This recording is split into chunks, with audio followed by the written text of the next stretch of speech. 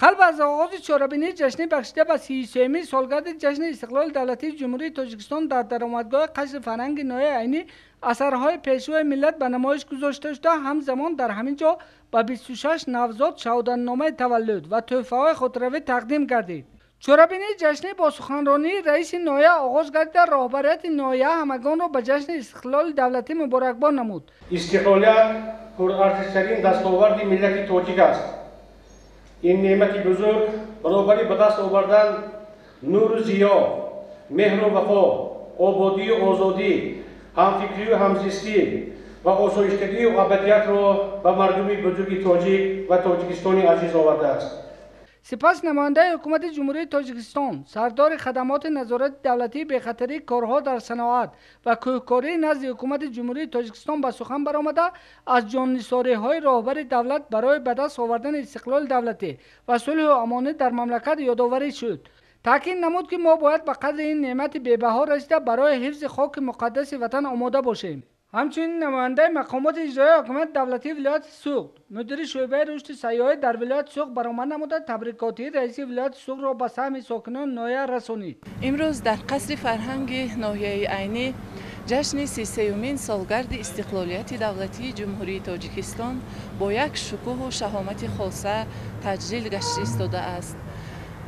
محض استقلالیت بود که ما امروز در همین فضای صلح و آرامی، آبادی و آسایشتگی عمر به سر برده ایستاده ایم و ما باید شکرگزار از آن باشیم که چنین پیشوای معظم ملت داریم، چنین دولتی آرام و آسایشته داریم و در چنین فضای آرام و آسایشته عمر به سر برده ایستاده ایم. من تمام ساکنان ناحیه را از نام مقامات اجرایی حاکمیت دولتی ناحیه عینی با این جشن بزرگ تبریک و تهنیت نموده به آنها پیش از همه سلامتی، سعادت روزگار و خوشی های زندگی را تمنا دارم. در ادامه به یک قطار کارمندان اداره ساختارهای گوناگون، 2 مدال خدمت شایسته و 2 نفر با نشان سرسینگی و زیاده از 20 نفر با سپاسنامه مکافات‌های دولتی که بهر آبادی دیار خویش کمر همت بستند قدردانی گردیدند. تحلیل جشن بزرگ ملی با اشتراک وسیع کارمندان ساختارهای اداره‌ها و ساکنان ناحیه با شکوه و شهامت خاصه برگزار شد که ساکنان ناحیه و اشتراکداران چهاربینی در فضای صلح و وحدت شاد و خرسندی نمودند.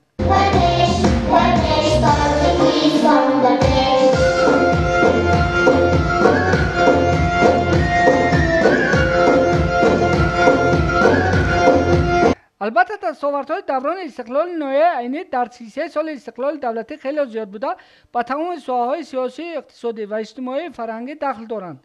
در آخر کارمندان بخش فرهنگ با سرود و ترانه‌های وطن دوستانه خاطر همگان را شاد نمودند.